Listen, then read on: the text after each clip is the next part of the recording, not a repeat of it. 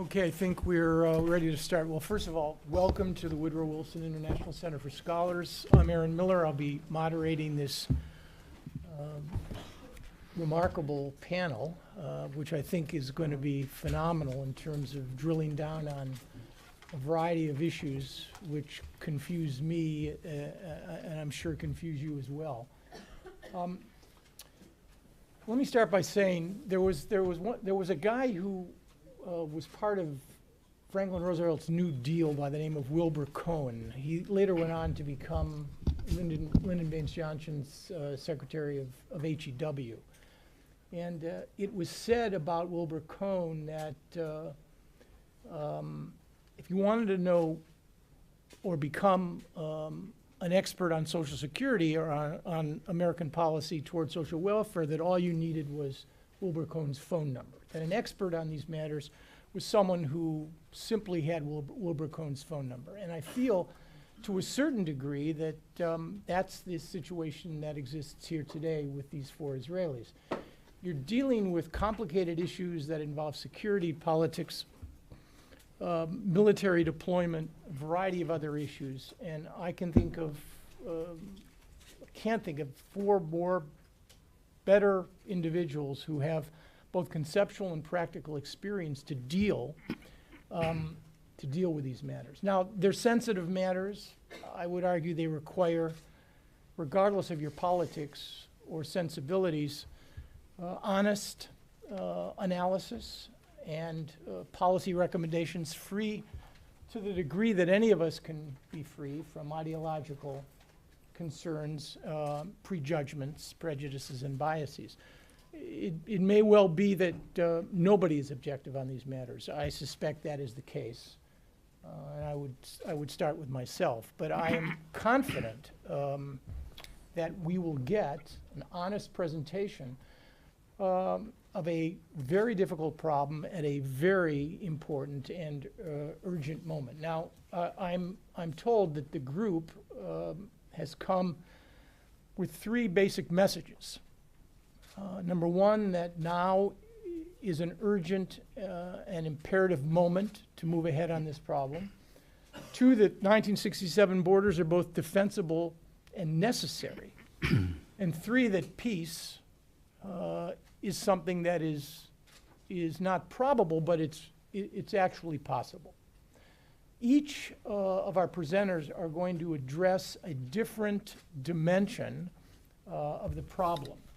And we're going to begin with Shlomo Gazit, who will talk about the general threats that Israel faces of a security, political, and demographic nature. He'll be followed by Gilead Sher, who will talk primarily about the possibilities of a two-state solution and what needs to be done in order to get there. Shaul Arieli will concentrate specifically on the issue of border, territory, and land swaps. I'm very eager to hear that piece of this. And finally, Alon Pinkas will talk about the broader political environment, Israeli politics, and the U.S.-Israeli relationship. Each panelist will speak for 5 to 8 minutes or so. I may ask a question or two in an effort to generate some discussion and dialogue, and then we will go quickly to your questions. You have their bios, but I really think this affords a unique opportunity to drill down on some of these issues and to explore the logic, at least of this group of Israelis' views on this particular issue. So with that brief introduction, Shlomo, I'm going to turn it over to you. Thank you, Aaron.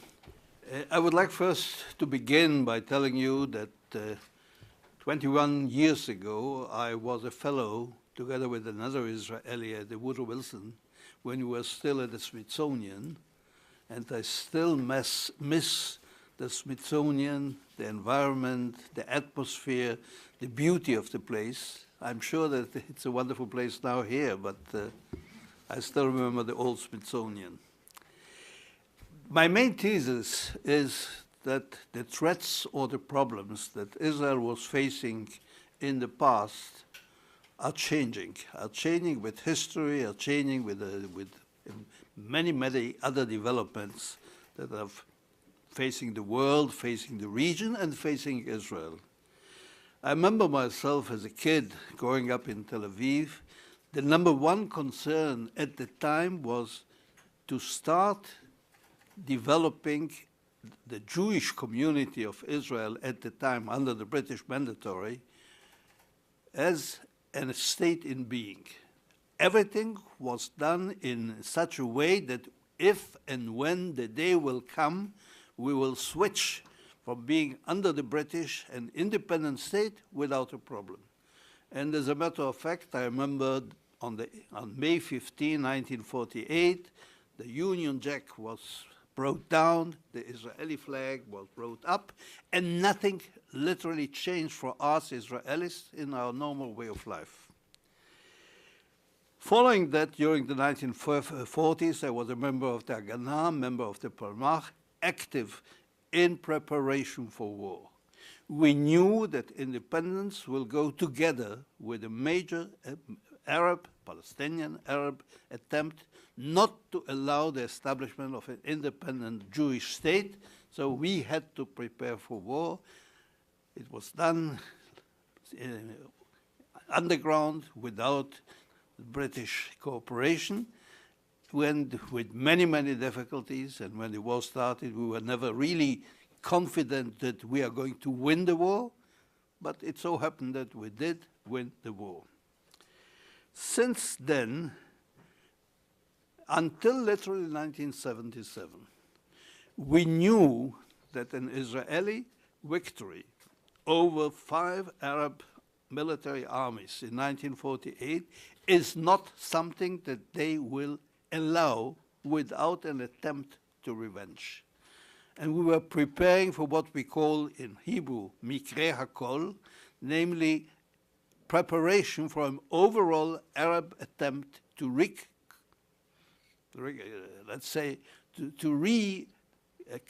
to reconquer Palestine as an Arab entity. That was our preparation. We saw it in 56, we saw it in 67, and then we had the Yom Kippur War in 1973. The end of the 1970 war was literally the end of a military conventional attempt, an Arab attempt to attack Israel, to occupy Israel, and to destroy Israel by military means. That literally was the end, and we saw a totally different change in the character of threat facing Israel. Yes, there are still a variety of military threats, especially terrorism, missiles and rockets, and we should never forget Iran and the Iranian attempt to develop nuclear weapons. But this is not the number one threat facing Israel. We are facing literally 3 major threats, and I put them according to my list of priorities. The first and most important threat from my point of view is demography. We want Israel, and that was the essence of Zionism, to be a Jewish state, a Jewish, independent, democratic state in the Middle East, going back to our homeland 2,000 years ago. And I remember once that in a conversation I had with Arafat, I was a personal representative to Arafat, when he told me, listen, what do you want from me? For 2,000 years you were saying, L'shana haba'a b'Yerushalayim, next day in Jerusalem. So are you trying to prevent me from dreaming about an independent Palestine? So that was our number one priority. Israel as an independent Jewish democratic state, and this can be achieved only on one condition, that literally from a demographic point of view, Israel has the majority, and the major majority. If it's 52 to 48%, which is the figure today if we take the whole of the land of Israel, from the Mediterranean to the Jordan River, the figures today are 48% Arabs, 52% Jews. It's impossible. This is not an independent Jewish state if these would be the borders today. In Little Israel, the pre-67 line Israel, the figures are much, much better, and the present figures today are something like 73% Jews to 24% Palestinians living inside Israel. And there is always a question mark, how do you place the Arabs living in East Jerusalem? Do we consider them as Israelis? Do we consider them as Palestinians? Legally, they don't have Israeli citizenship. They could have received it, but they rejected. So demography is the number one priority. And from this point of view, small is beautiful. I prefer an Israel smaller in size that can preserve its Jewish character. My second priority or threat is the political one. And we are facing, I would say, two major threats, or two major different threats. One is regional and the other is international. The regional, we have to deal not only with the Palestinian problem, we have to deal with an Arab Middle East. Yes, we have a peace treaty, and thank God, with Egypt. Yes, we have a peace treaty with Jordan, but with recent developments, both in Egypt, possible developments tomorrow in Jordan, these peace treaties are very precarious. And if we will not move quickly to solve our own Israeli-Palestinian problem, they may affect our peace treaties with Egypt, they may affect our peace treaty with Jordan, they may undermine, by the way, the stability of the Jordanian regime, and this is again an element of, I would say, urgency from this point of view. And by the way, for all those who tell us, listen, there is a total instability nowadays in the Middle East. Let's wait. Let's see how things are going to develop. We don't have time. Developments in the Middle East will not be resolved within the next 6 months. I'm afraid to say not even within the next 6 years, perhaps within the next 6 decades. And we don't have the 6 decades to wait. The other international political development is the international scene. We are facing a very, very dangerous phenomena, and that is the delegitimation of Israel. I'm extremely afraid that Israel is moving in a direction that served in putting an end to the white regime in South Africa. The situation is not the same. There are many differences, but the danger is there, and this is, again, an element of urgency. We shouldn't allow this development to get more and more serious, more and more dangerous. It may be too late tomorrow. And this brings me to the third threat, and I would say the least important one, and that's the military threat. Yes, there are military threats.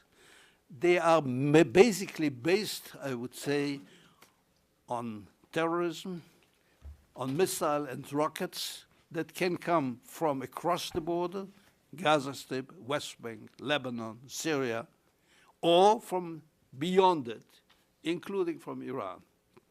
It is a threat, and again, we don't have an answer for that threat. And I'm sure that you have heard about all kinds of Israeli military developments and anti-missile. The costs are such that there is no real chance. When we look at the number of rockets that were used from Lebanon or from the Gaza Strip in the last few years, if we would try to intercept those number of 4,000, 5,000, 6,000, 10,000 rockets, no budget in Israel can afford it. It's nonsense. So the threat is there. It is not an existential threat, but it's good enough threat to force us to look for a solution, and as soon as possible. We are hearing again and again the term, are the borders, the 67 borders defensible borders? And my answer is no. The 67 borders are not defensible borders. Neither are the borders along the Jordan River. A country like Israel, with the size of Israel, with the kind of neighboring countries and enemies surrounding us, can't have defensible borders. It doesn't exist. We can deal with our military problem. But to say that we have defensible borders, I would go even to say something else. If we reach an agreement, and if there is a swap, and the 67 line will be changed to a line that will include some major Israeli blocks in the West Bank, the lines of these blocks will be by far inferior to the 67 border. Because of, instead of having a line which is relatively short, and Shaul will speak about it in a minute, they are creating much more serious technical, tactical problems that will have to be dealt with. I would like to end with one statement. When we talk about defensible border, there is another term that I consider to be much more important, and this is what I call viable borders. We need to reach an agreement with borders that can answer the needs and the problem of both sides. If I look only at Israeli interests, if I want to impose on the Palestinian a line that will not allow the Palestinians have a viable state of their own, the result will be that tomorrow, in a few months, in a couple of years, they won't accept it, and will it, instead of being an agreement, a lasting agreement, an agreement that has at least chances of being a lasting agreement, it will explode into our faces again, and very, very soon. Thank you. Shlomo, thank you very much. Gilad? It is often said in our region that it is not the time, it is not the right time, ripeness is not there, there's a weak leadership on this part or the other part of the ballpark. There is terrorism, there isn't terrorism, and there's the partner is not a good partner or whatever. This is often said in our region, and at this point in time, it is also said by whoever you ask. But I'm telling you, and I'm starting where Shlomo ended, that at this moment in Israeli history, it is more critical than ever that we end the Israeli-Palestinian conflict, because time is running out for those who want to secure the future of Israel as a Jewish, democratic state for generations to come. My fellow negotiators and myself, Aaron included, of course, spent years negotiating the permanent status agreement between Israel and the Palestinians, the core issues of Jerusalem, the holy sites, boundaries, refugees, settlements, security. And I believe that we know what a final agreement would eventually look like. Because since President Clinton's parameters were laid down in December 2000, every political initiative to ending the conflict has led to the very same fundamental solutions.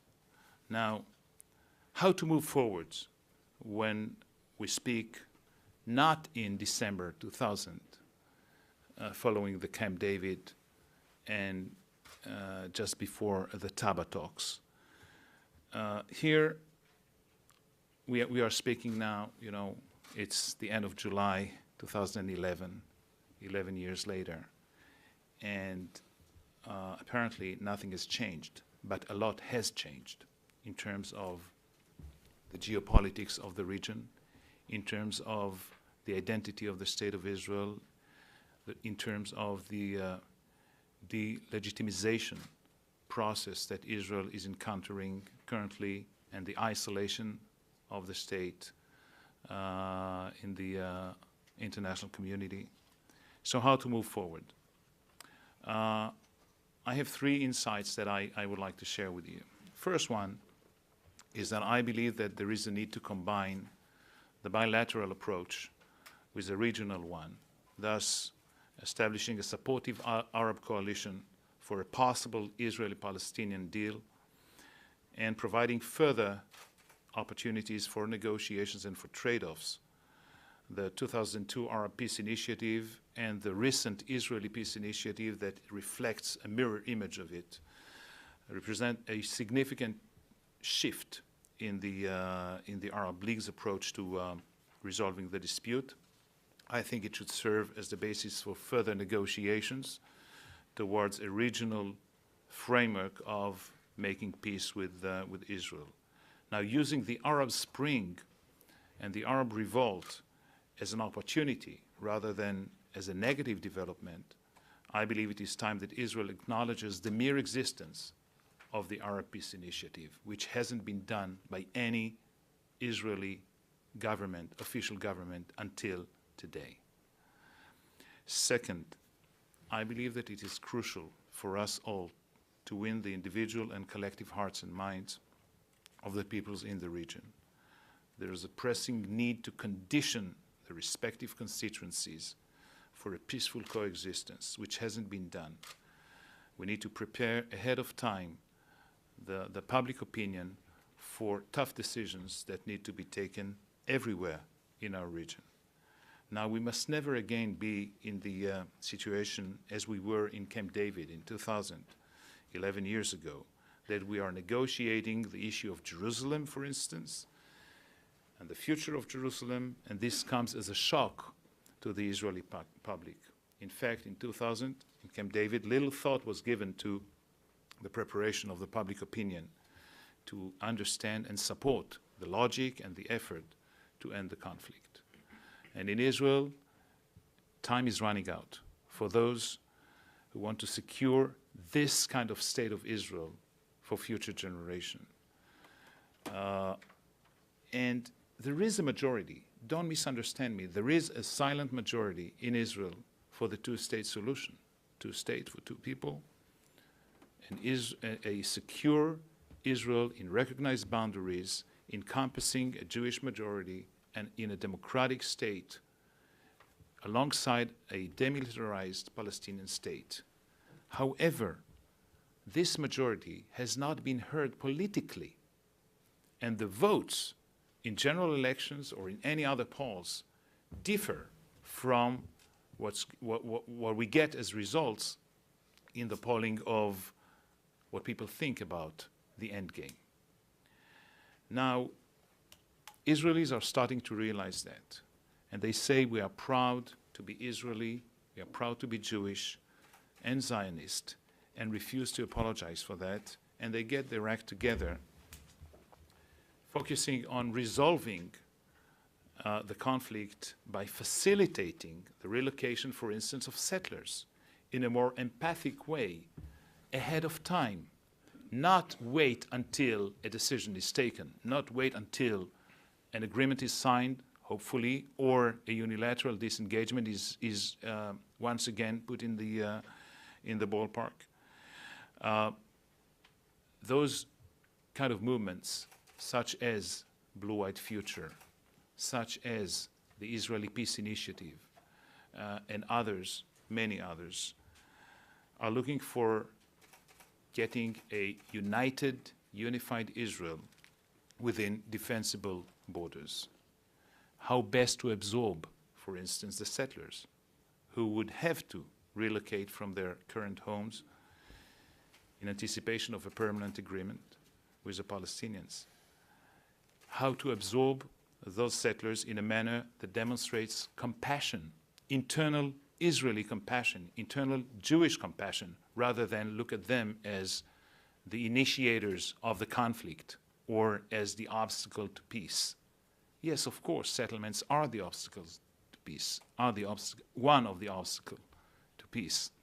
But the settlers share a common denominator with us non-settlers much larger than meets the eye. My third point relates to the architecture of the process, and it seems to be essential to change what has been the paradigm of the process since the inception of the peace process in the early 90s and until the end of the Annapolis rounds of talks. Nothing is agreed until everything is agreed. That means that you deal simultaneously with resolving all four core issues, and in order to get to the end of conflict and finality of claims.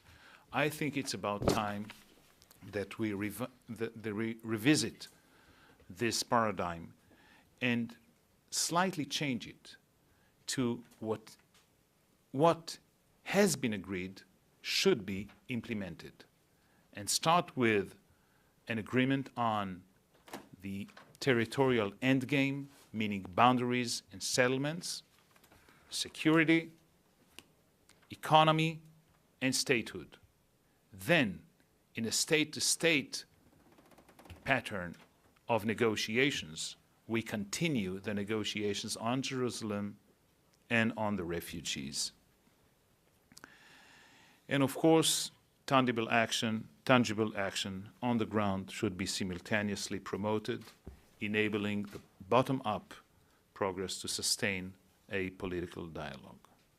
Now, I'll sum up my initial presentation here by saying that we are here because our concern is the future of Israel. Within defensible, recognized boundaries, this is an ultimate interest of the state of Israel, of the people of Israel. Sometimes we overlook this interest. And I believe that every single Israeli government, every single Israeli leadership has the duty to lead us there. And I believe that it is possible to get there throughout a negotiated agreement. But we need a negotiation process to be binding upon us, to be imposed on us, and to be continuous, hands-on, facilitated by the United States. There's no one else that could be credible, in Israeli eyes at least, to facilitate such a process. Without a process, we get nowhere. Thank you. Gilead, sorry, thank you. Shaul.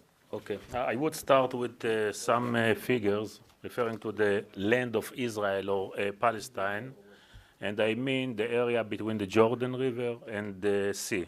The size of this area is not more than 28,000 square kilometers.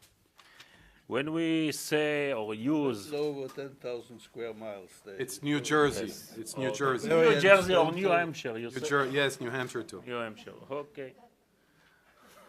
The metric system, okay. And when we say the green line or 67 borders, we mean the armistice agreement line that was signed by Israel and the Arab countries after 48 war. This was during 1949. And the length of this line is not more than 300 kilometers around the West Bank. So the size of Israel is 78% of the land of Israel. When we say Israel inside the 67 borders, we mean 22,000 square kilometers, and the rest, of course, this is the West Bank, almost 6,000 square kilometers, and Gaza Strip, it's a very small area, not more than 400 square kilometers.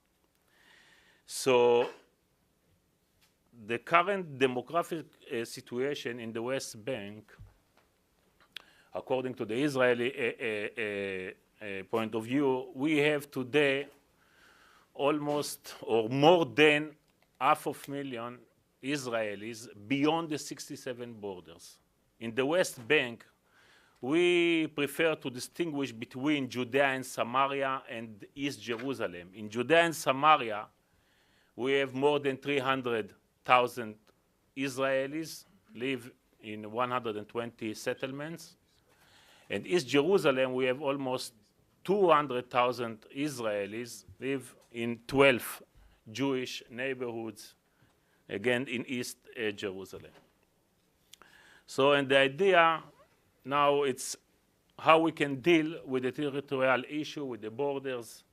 And here, this is the time for the idea of a land swap. The idea of land swap is the answer to the fundamental gap between the Israeli and the Palestinian position for the territorial issue. The Palestinian position based on 242 United Nations Security Council resolution in the Arab interpretation and also the international community interpretation, which means 67 borders. The Israeli position based on the reality, the facts on the ground, and as I told you, the number of the settlers beyond the 67 borders. And even the Palestinians understood that there is no any possibility for any Israeli government to evacuate and to resettle a huge number of the Israelis, like 500,000. So they agreed to the idea of land swap. And over the last decade, during the official negotiation between Israel and the PLO, and I'm talking about Ehud Barak in Camp David and in Taba, and also Ehud Olmert with Mahmoud Abbas in Annapolis in 2008, the debate was about the percentage for the swap. We can say that the official Israeli position over the last decade was something between 6 to 8% for the swap, something around 400 square kilometers. And the Palestinian official position since Taba, which took place in January 2001, was something between 2 to 3% of the territories. But in those 6%, according to the Israeli official position, Israel can save 85% of the settlers. 85% of the settlers. And if we look at the Palestinian official position, Israel still can keep 75% of the settlers. Even we have huge gap between the size of the area, we have smaller gap according to the number of the settlers. So the idea is how to bridge the smaller gap between 75% to 85%, which means something around 50,000 people. Most of them are living in what we call Ariel block. This is the area that both sides have to decide how to deal with. And in my research about the potential area inside Israel for land swap, I didn't find more than 3 or 4% for swap. So this is the maximum that Israel can transfer to the Palestinians as a part of the permanent status agreement. And even then, when we say 3 or 4% of the land of Israel, or inside the green line, we still damage the fabric of life of many Israelis, kibbutzim and moshavim,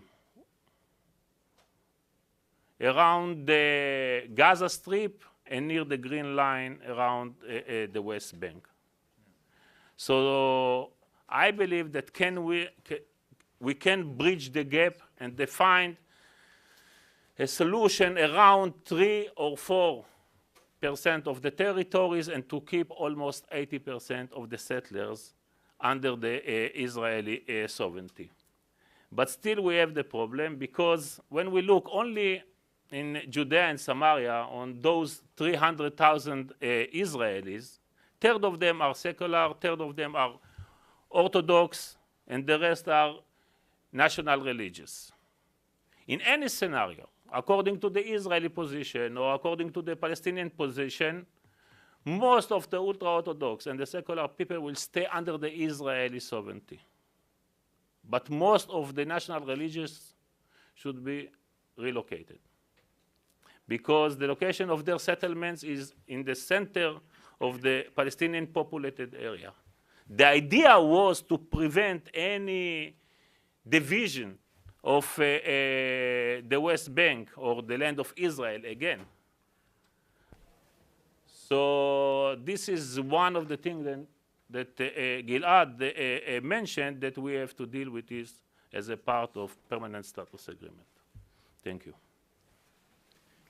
Alon. Thank you, Aaron. Thank you for all being here. It's a bigger crowd than we anticipated. Thank you, Aaron, for this. Okay, I'll start with something somewhat heretic. I am not dreaming about a Palestinian state. I'm not looking forward to a Palestinian state. A Palestinian state is not part of the fabric of the Zionist narrative or part of my intellectual or emotional being as an Israeli, as a Jew, as a Zionist.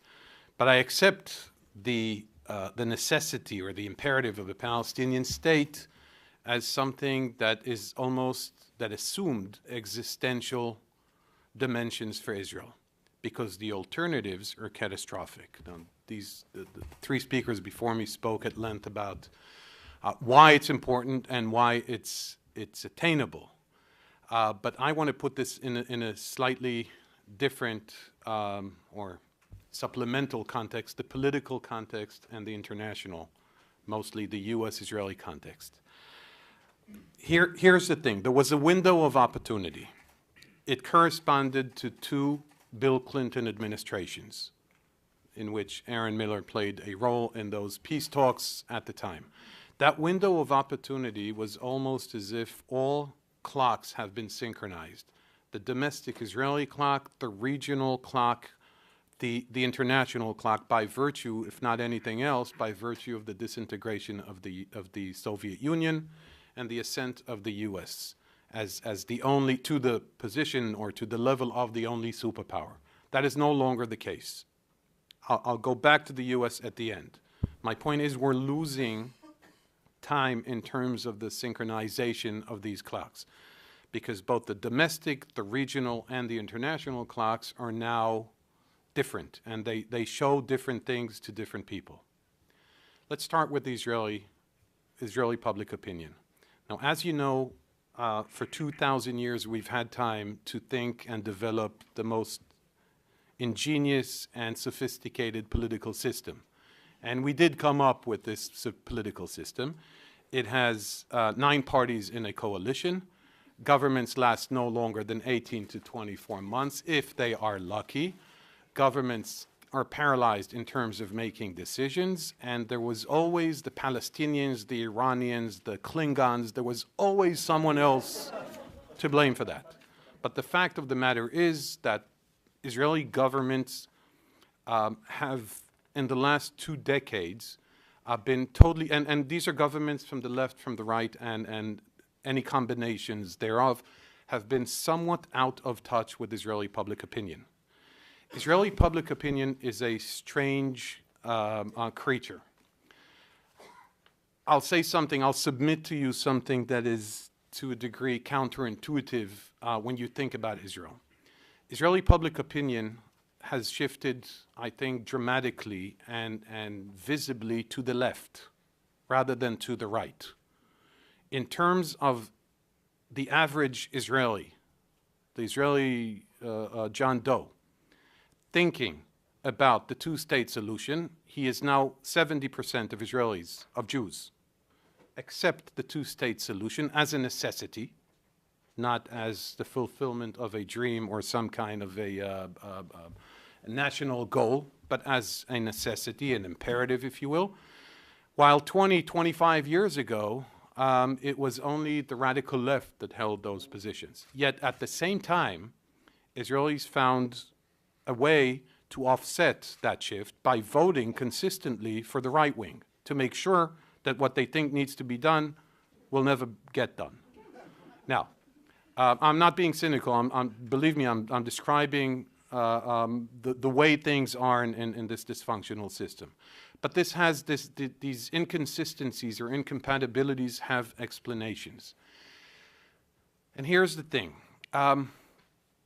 If you scratch the thin veneer of F-15s and F-16s and Dolphin-class submarines and Merkava main battle tanks Mark IV and a nuclear reactor in Dimona, which I don't know what happens there, but apparently there is a nuclear reactor in Dimona, and we grow mushrooms. Or, if you scratch textile. That, sorry? Textile. Textile, yes, textile.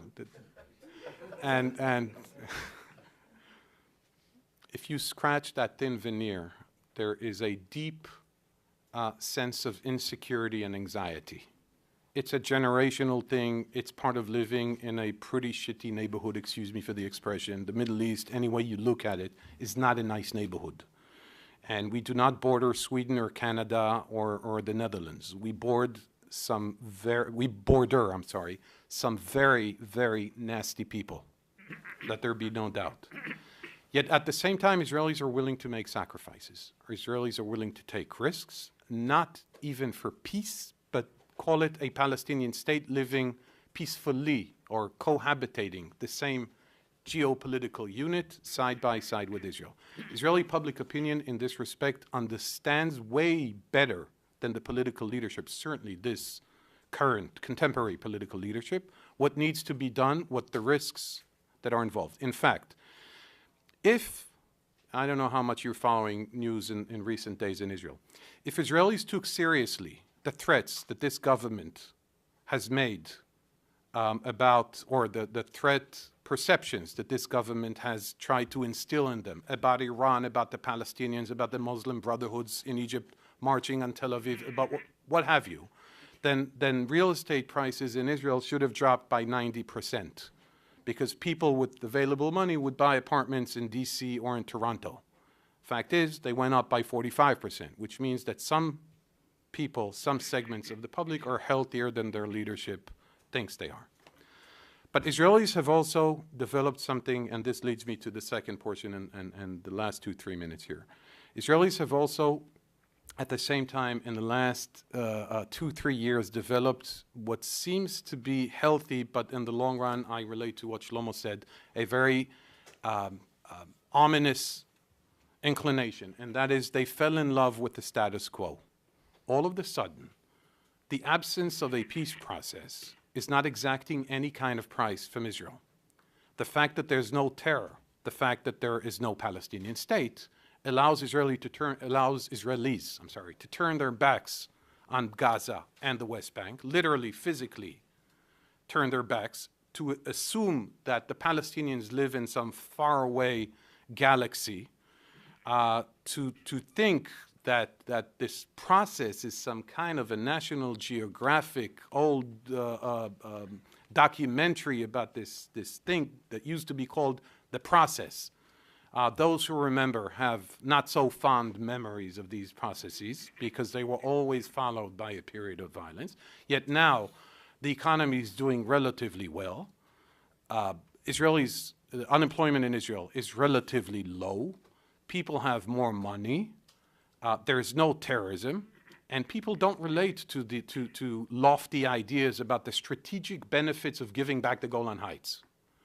How Israel's position in the world would improve if Israel does A, B, and C, because Israelis are led to think, and it's almost a sine qua non that the world hates us, the world is against us, and which in fact is so untrue that it's mind-boggling to think that people still use that, but that's parenthetically.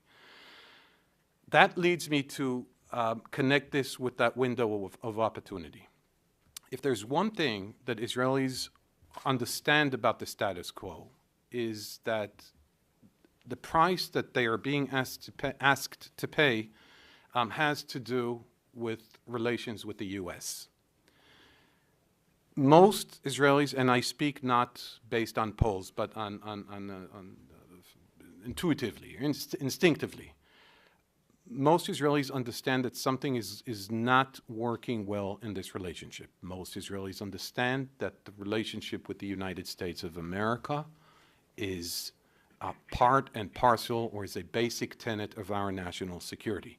Most Israelis understand that it's okay for an Israeli prime minister to stand up for what's right and not blink, not flinch when looking at the president of the US. And most Israelis applaud him when he gets applauded in Congress. But once they are headed home, they realize two things. That Israel's dependence on the US, diplomatic, military, and what have you, has increased and is increasing rather than diminishing. And two, if you're the Prime Minister of Israel and your best friend in America is Glenn Beck and not the occupant of 1600 Pennsylvania Avenue, something is wrong. No disrespect to Mr. Beck, and I'm just saying the Prime Minister of Israel's best friend in America should be the President of the United States of America. It's good to have friends in Congress. It's wonderful to have friends at the State Department. It's great that the New York Times writes nice editorials about you. You could do without these on a policy basis as long as you have a good relationship with the President. And I'm not talking about the fundamentals of the Israeli-American relationship, about a grassroots support and how it's manifested or reflected through Congress rather than the administration. That is all true. Israel has not made the adjustments that it needed to make once the U.S. became the only power in the Middle East. There is no Soviet Union. There is no patron-client relationship that existed throughout the Cold War between Israel and the U.S. on the one hand, and the USSR and Syria and Egypt, and to a degree the Palestinians on the other hand. It's only the U.S. It's only the U.S. And Israel needed to make several adjustments, not major changes. One of them was moving forward on the Israeli-Palestinian issue. I will conclude with the following observation. Any country, particularly Israel, facing a multitude or a multidimensional set of threats, needs to prioritize. And the prioritization process has to follow a very simple principle. What is vital to your security, what is important to your security, and what you can risk. If your vital security in terms of your threat perceptions are Iran, and the President of the United States tells you that it is, yes, Iran is a threat, yes, Iran is something that needs to be dealt with, yet in order to forge a coalition, have a better regional climate and atmosphere, you need to make a serious attempt to relaunch, reignite a peace process leading to a two-state solution. You need to prioritize. When you fail to prioritize, you find yourself, as we find ourselves right now, with this urgency in terms of time, because the two-state solution at some point will no longer be seen by the Palestinians as a viable solution. We are not very far from the day in which the Palestinians are going to basically say, and I'm oversimplifying this, of course, but for the sake of this conversation, you want us, you have us. Now, we just ask for one thing, a one-man, one-vote principle. What are we going to do then? And they're going to accompany this with peaceful demonstrations, with pictures of Martin Luther King and Nelson Mandela and Mohandas Gandhi. Okay, they're not going to send suicide bombers. What are we going to do then? We have to get to this goal of a Palestinian state. I am not retracting on what I said at the outset. There are many risks involved in a Palestinian state. There is a good chance that it is a failed state in the making. It is less than 10 miles away from us, this state. It overlooks Ben Gurion International Airport. We can go on and list 147 potential problems. Yet looking at the alternative, it is exponentially worse. And at the same time, we may be losing, this is not an overnight process, but we may be losing the support, the mentorship, not immediately, the support, the mentorship, and the close association, and the perception of such a close association with the U.S. Thanks.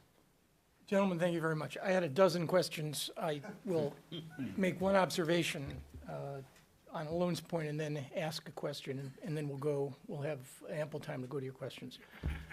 It's an interesting contention that an American president and Israeli prime minister have to have a very close relationship. Working. Let alone that they have to be, to use your words, best friends. But I would simply point out that breakthroughs in the Arab-Israeli peace process occurred primarily at times and in the context of relationships between Israeli prime ministers and American presidents that were quite contentious. In fact, it's an arguable proposition, at least it was for the three basic breakthroughs that have defined success in the Arab-Israeli arena, that American presidents have to be best friends of Israeli prime ministers. Kissinger and Nixon were not, or hardly, best friends. There was tremendous contention with both Rabin and Golda Meir. Jimmy Carter and Menachem Begin ended up with a very bad relationship by the time the process ended, and Bush 41 and James Baker had a very contentious, although you're right, alone working relationship. It may be that the stakes on the Israeli-Palestinian, Israeli-Syrian process are so fundamentally different because of the nature of these problems that you're going to require a different kind of relationship, a Rabin-Clinton relationship, for example. But it's worth pointing out that breakthroughs have occurred during periods of significant tension. I can rebut all this, but we don't have time. My question is this. All of the presentations are based on three primary assumptions. Number one, there's urgency. Number two, 67 borders. We didn't talk much about Jerusalem, and refugees are both necessary and defensible, and three, peace is possible. Here's my question to you. Even if you could bring the Arabs and the Palestinians to agree to those three basic propositions, let's assume you could, how do you convince an Israeli government and an American administration of those three basic propositions in a reasonable time period, that is to say between now, July 2011, and what may or may not be the beginning of a second term for this president?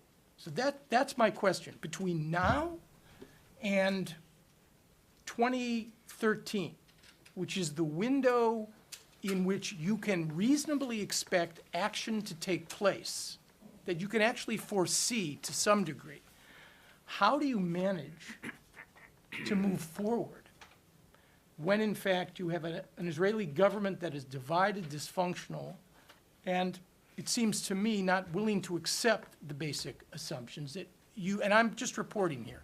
I'm not moralizing, I'm not editorializing, I'm not taking a position on whether government X is right to oppose or support, but this is what you have on the Israeli side, and you have an American administration that is confronted with a variety of priorities, which will, frankly, be more dispositive about whether or not this president gets another 4 years than the pursuit of a highly arguable Israeli-Palestinian negotiation that will require great risk and great investment from an American president. So that's my question. How do you bring this forward? You asking me? I'm asking all of you. Okay, Let me start, and I leave it to my friends to continue. I would like to begin by saying I don't know. I can't assure you that I know the recipe, how to do it. Furthermore, I'm not a politician, and the moment I was retiring from military service, and that's now 30 years ago, I decided clearly that I'm not going for politics.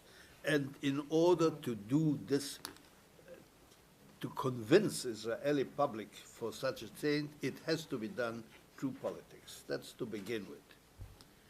Number two, we are doing our best in what we call in Hebrew hasbara, trying to explain, to convince Israeli public opinion. And this is, by the way, one of the reasons why we are here in Washington. From an Israeli point of view, Israeli public opinion point of view, and my friend Alon has already explained it, Israeli public opinion believes that the president is not important. If the Congress, if American public opinion is supporting Israel's policy, we don't care about the president. And this, of course, is false. And if we will convince them, if you will convince them, if American public opinion will say, we love Israel, but we are not going to or let's say, not, Obama will not be re-elected because he is not supporting Israel or Israel's government position, then this may have a very important impact on Israeli public opinion. Well, I believe that the current situation is unsustainable, morally, security-wise, socially, because if we discontinue the peace process that is, as we all know, non-existing at the moment, Israel will become either an apartheid state or a Jewish Palestinian state. That's it, full stop. This is not the basics upon which, or the values upon which we've established this country. So if there is a leadership that is reluctant to go ahead and negotiate borders and security for Israel in order to preserve those values and maintain a Jewish, democratic, liberal Israel within secured boundaries, then the alternative is clear. But this alternative should be made clear to the Israeli public as well as to world Jewry and to the world community. Because we talked a lot about the demographic problem and the concerns that we have. But there are other concerns. The Israeli society is deteriorating in terms of its internal fabric because people do not know anymore what's bad and what's good.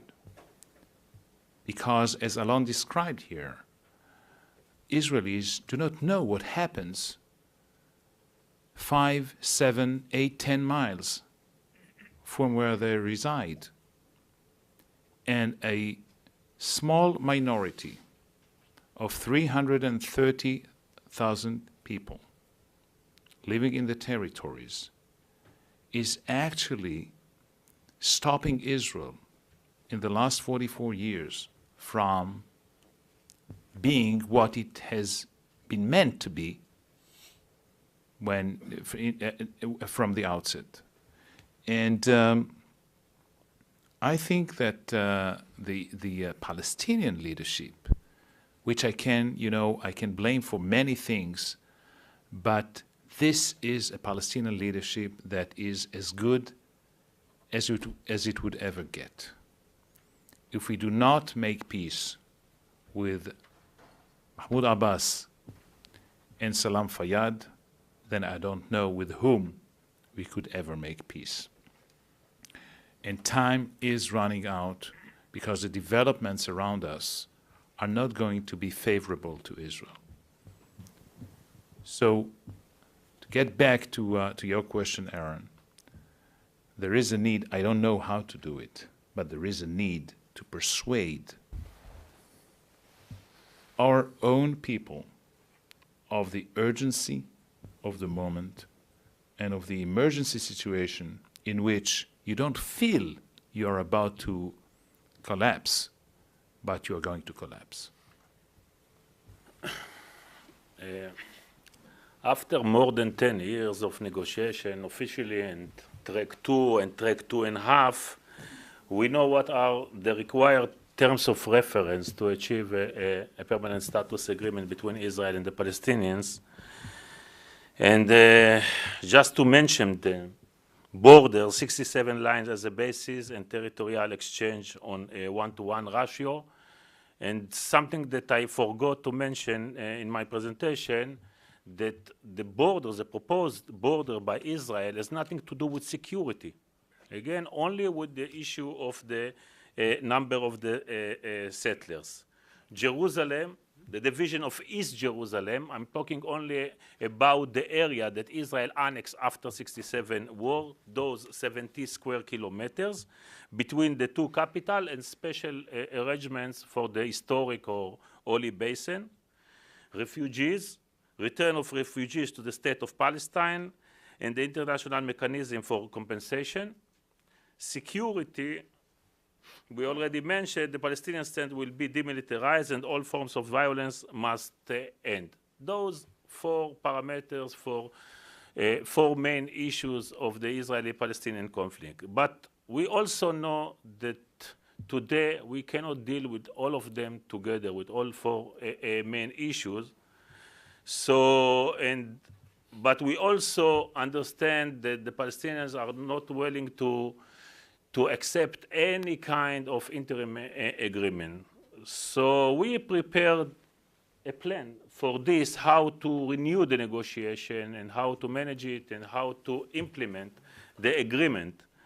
And as Gilad mentioned, we have to start with borders and security. Based on, again, on those parameters that I mentioned. And then in the second stage, to deal with the Jerusalem issue, refugees, and other generic issues. But at the same time, Israel will withdraw from the most of the West Bank, except for the Jordan Valley, the envelope of Jerusalem, and the main Jewish settlements. And then, in the third phase, after we're reaching the final agreement, we can implement the final phase. There is only one main condition or principle for the implementation of all phases, 3 phases, and each phase will implement depend on the Palestinian ability to enforce their sovereignty on the area that Israel transferred them and to maintain a high level of security performance. So in each stage and each phase, we believe that both sides can have a better situation. Even if this process stops after the first phase, Israel still has the main important area in the West Bank, like the envelope of Jerusalem, the main Jewish blocks, but also for the Palestinians, they have agreed border with Israel and full contiguity in those 60–65% that Israel can transfer them in the second stage. Okay, I'll be very brief. You asked if this could happen within a reasonable political timetable in both Israel. I asked, how do you convince the current government of Israel? My answer is no, you cannot. And the administration. No, seriously. All No, right. seriously. Well, that's I think Seriously, that's a very I honest think and correct answer. I think it cannot be done, not with this government, not with this coalition. I do not fault them for it. They see things differently. Some of us were very wrong to think that they will do this because they understand the necessity, the imperative, the urgency to engage in a process, because Mr. Netanyahu understands where this process may lead, and since he does not want to go there, and I do not fault him for that either, because he was not elected to advance that. It cannot be done. I'll tell you more than that. Left to their own devices, given that the peace process will continue the same way it has since, say, 1993, the Oslo Accords, left to their own devices, Israelis and Palestinians right now are incapable, unwilling, lack the leadership, and have basically given up on this kind of model. Now, that doesn't mean that Israel will not have elections sometime in 2012. That doesn't mean that there won't be a different government that would better reflect what a majority of Israelis think. That doesn't mean that our entire analysis, and your question, Aaron, was linear. It assumed that nothing external intervenes in the next 6, 12, or 18 months. A lot of things may happen. Syria could fall apart. There could be a third violent intifada. I don't know, and we have almost not even mentioned what may happen come September at the UN. What will happen after September? Maybe nothing, maybe a lot. I don't know. These are what was Rumsfeld thing? The unknowns that I don't know about, or something to that extent. Right. So, but my plain, honest to God answer to your question is, it cannot be done right now. But I would be dishonest if I told you that it cannot be done within the 3 to 5 year framework. Right. Sure. A very short note. Two very unhappy developments have changed the course of history for Israel. One was in November 95, when Rabin was assassinated. The course of history, the relationship with Israel and Palestinians would have been totally different if Rabin would have not been assassinated. The second was 6 years ago, when Arik Sharon, as prime minister, got his stroke and literally doesn't exist. He was the man who started all settlement, or the biggest supporter of settlements in the West Bank and in the Gaza Strip. And when he came to office, he realized that this is not the solution. He decided on withdrawal from the Gaza Strip. I believe that he would have decided on withdrawal from the West Bank. Unfortunately, he is not there. Yeah, we're going to go to your questions. Just one additional thought. What Shlomo has identified, it seems to me, is really the key to everything. Because you talked about two events, an abrupt or an abortive interruption of Sharon's evolution and Rabin's murder, thereby taking two authentic, legitimate, and powerful Israeli leaders out of the equation, which means, to me, thinking logically and not linearly, by the way, that what will be required in this period is some profoundly altering event or series of events that will change the basic calculations of the three parties to the conflict in a way that, with the right, and it's luck in part and skill, with the right sort of approach by an American president, might create a basis to allow the three things that you want to see happen to actually be in place. But barring that, barring some crisis, I agree. it's going to be very difficult to move forward. We've consumed a great deal of time, and you've been very patient. So is that true, DIC?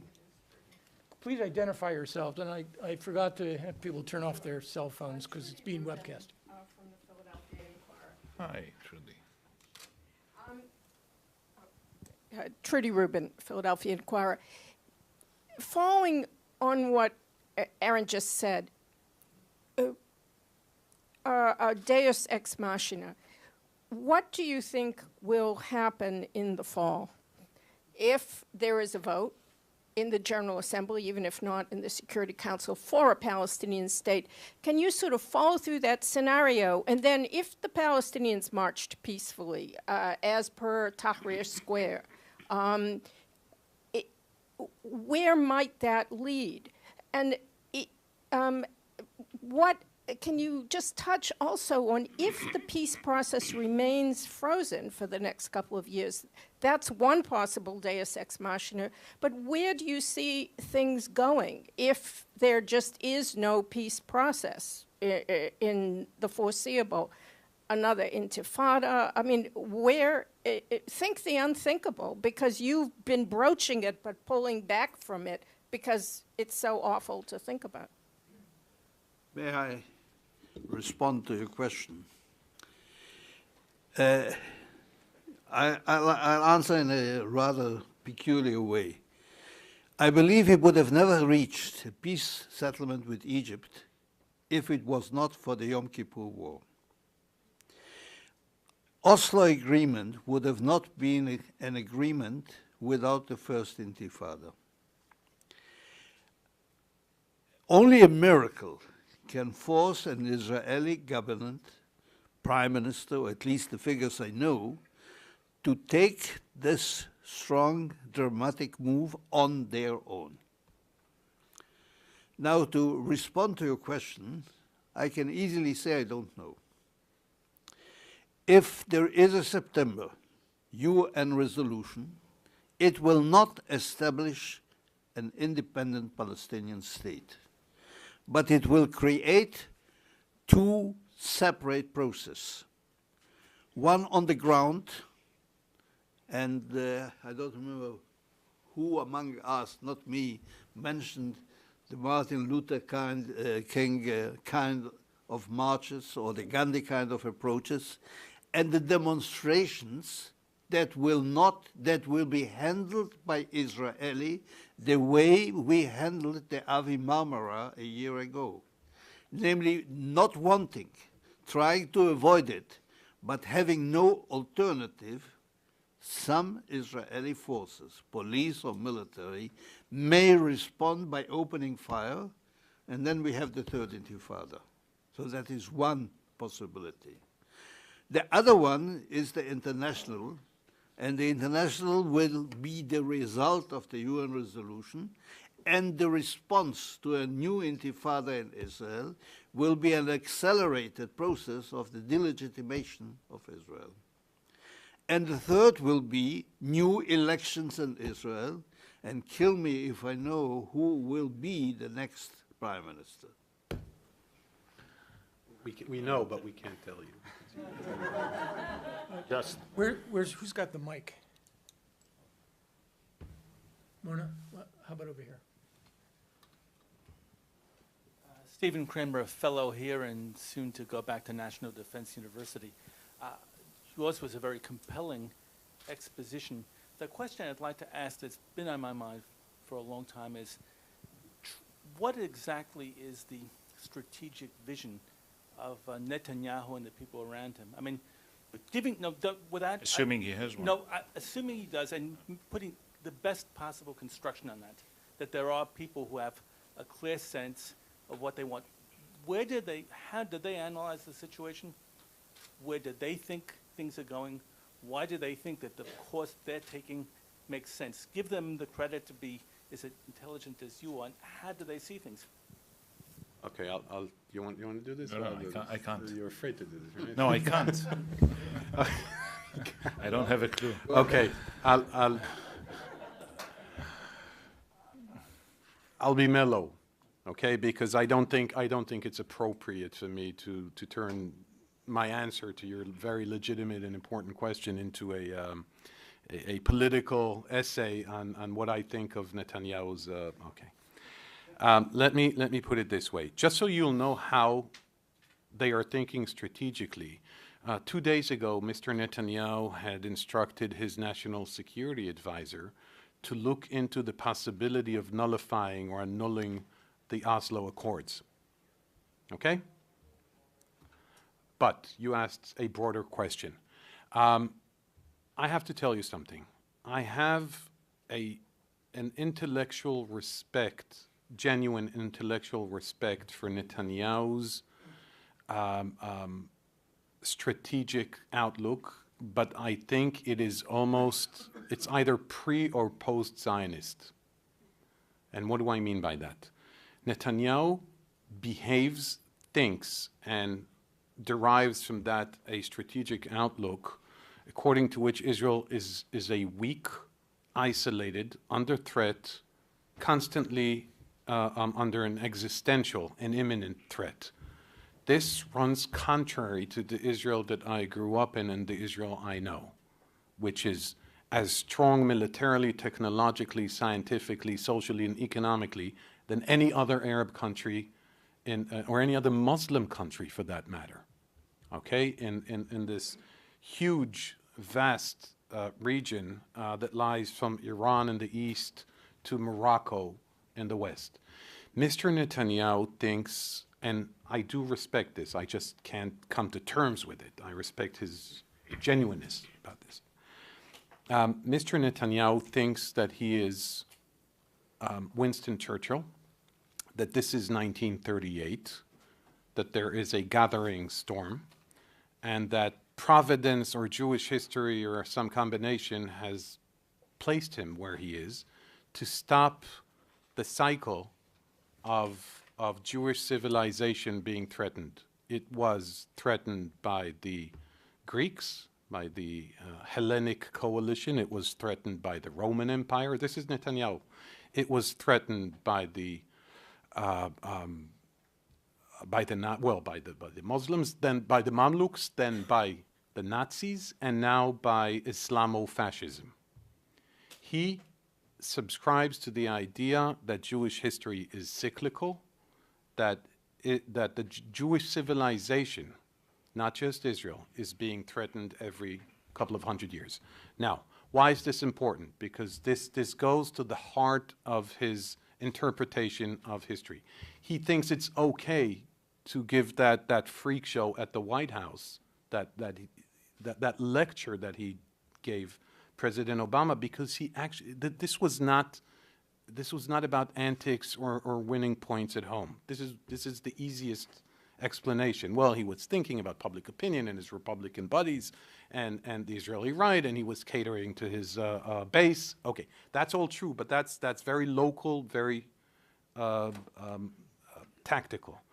Strategically, this is what he thinks. He thinks that Israel will forever live on its sword. He does not believe in a Palestinian state.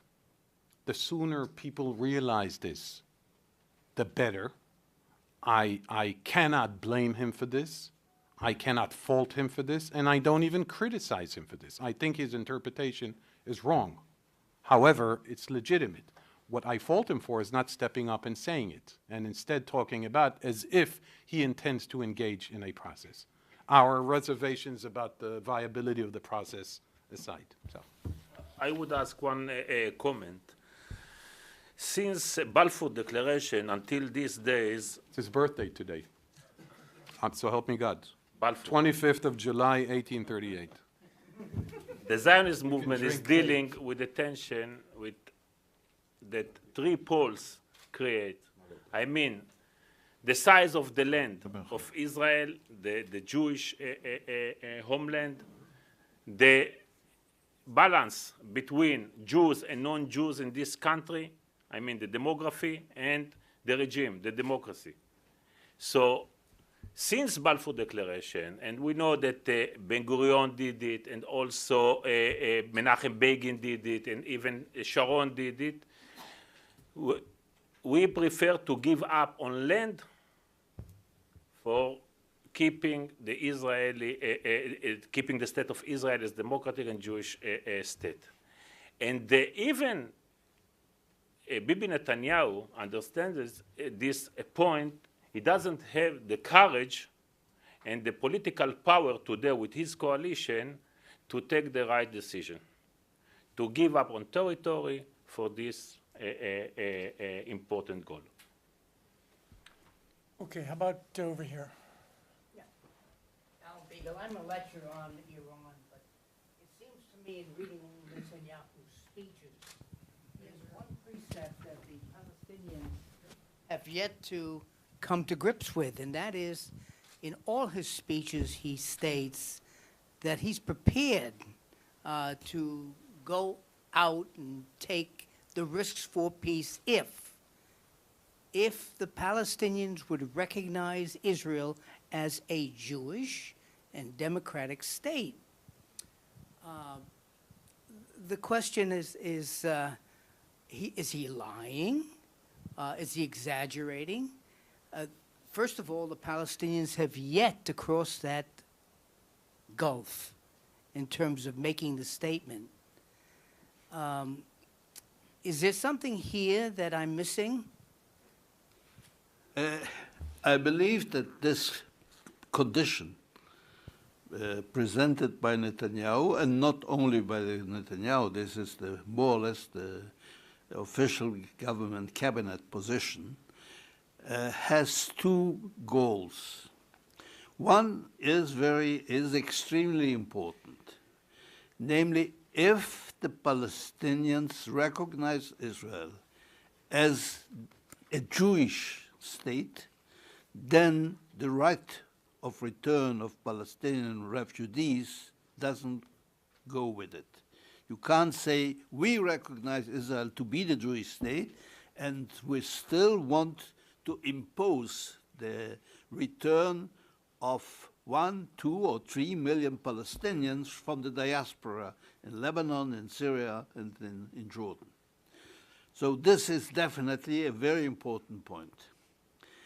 The other one, I'm afraid, knowing that there is no chance that the Palestinians will recognize Israel as a Palestinian state, as a Jewish state, this is a precondition that will help him say, you see, they are refusing to enter negotiations. Literally, I would say, a Palestinian, if they would recognize it, this is no guarantee that 5 years later, the Palestinian Prime Minister that will be replacing the Palestinian Prime Minister that made that promise, say, who the hell was that guy who made that totally unacceptable recognition of Israel as a Jewish state? Over here,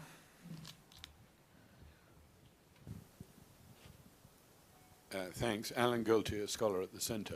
I'd like to pick up the phrase that Gilead Sher used in connection with the architecture, that nothing is agreed until everything is agreed. I've lost count of the number of times I heard General Sumbewo say that to the parties in the Naivasha negotiations on Sudan. I think his motivation was that he judged each side apprehensive of signing off absolutely irrevocably a deal, and he wanted to reassure them by giving them the opportunity at the end of the process to go back and say the balance of this is not acceptable, I can't sell it to my followers, we must have 1 or 2 changes. In practice, his judgment was vindicated, and there were very few changes, I think just to the Assessment and Evaluation Commission, in the final agreement. In the Israeli-Palestinian case, if I can try to persuade you to drill deeper, as Aaron would say, what are the fears that this mantra or this approach was designed to deal with, and how would your alternative approach satisfy those fears? One obvious example, I suppose, is that Israelis would prefer to start with security, and the Palestinians must be afraid that if they signed out a binding agreement on security, nothing else would follow. Well, you're probably right in many of your assumptions. The Israeli policy in that context was always that we don't want to bear any kind of burden of then justifying not, for instance, letting any refugees resettle in Israel or whatever. If we don't finish the whole thing in an end of conflict and finality of claims fashion, then some core issues will still be a kind of an onus on our shoulders in the future. Now that was the traditional approach of the Oslo process towards permanent status. We start with the interim. Interim is easy. We don't give up land. We don't give up our assets. We are starting to live together and see how the friction is and how the partnership goes. And then we tackle the core issues. The fact of the matter is that, as Shlomo presented just a couple of minutes ago, that the whole thing derailed following Rabin's assassination, and there was no negotiations on permanent. There were no negotiations on permanent status until Ehud Barak came into power in 1999, and started the whole thing from the outset. Now, the approach was justified then, and I can still justify it now, but it is impracticable. Why? Because there's no way. Look, there's no process, right? So there's no way to have a negotiation process dealing with the most sensitive core issues, such as the holy sites in Jerusalem, the Old City, the Holy Basin, refugees, etc., if there's no state-to-state negotiation after the boundaries have been delineated and demarcated correctly, with the territorial endgame and with the security arrangements and the security guarantees that are adhered to that. Now, why is it impracticable to continue and follow up this paradigm of nothing is agreed until everything is agreed? Because things have changed, and because what we could have achieved then is impossible to achieve now. Now, we can put the image of the end of conflict on the wall in the negotiation room, okay? A special regime in Jerusalem and some partition of the urban parts of Jerusalem, etc. There's many plans and schemes and initiatives that go that way. We can say what has been said by Shaul about the arrangements for the refugees, no right of return to Israel, but yes, compensation and rehabilitation of the refugees, either in Palestine that will be established, or in their current places of residence, or in host countries, third countries, etc. But that should be dealt with at a later stage, because the partition of the land would not be possible in a few years' time. And this is now, to recap on something that Aaron said, this is where we need the United States to be proactive and not just wait and see what happens because time is not ripe. I mean, look, we've talked about the UN vote in September, whether there will be a veto in the Security Council or not, whether there will be a kind of a laying down of the president's speech as an alternate plan or an alternate resolution to this unilateral resolution of the UN or not. If there is a way to resume negotiation in a bottom-up approach, such as, you know, let's do the more modest challenges first. Let's deal with them first. Let's tackle with them first. It's territory and security and statehood and economy, and then proceed, but in a way that is binding and is not preconditioning the whole picture of the permanent status as a starting point, but as a final point. If we don't do that, we are bound to bury Zionism quite shortly. We probably have time for one final question. Yes? My name is Stephen Short. No one has talked, in terms of Israel remaining a Jewish state, what becomes of the fate of Israel's Arab citizens? Would any of them be forced to relinquish their citizenship as part of a land swap? And then even if you had a separate Palestinian state, run by honest, competent administrators, will there still not be a substantial Palestinian Gastarbeiter working in Israel, some of whom may eventually want Israeli citizenship? I have a very short answer for this because this proposal never proposed by the Israeli official delegation except for three small village that Tzipi Livni proposed to Abu Ala. But all the Israeli Arab will stay under the Israeli sovereignty except East Jerusalem, because in East Jerusalem there are 300,000 Palestinians. They are not, they don't have the Israeli citizenship. They are also only residents, but they will be part of this agreement.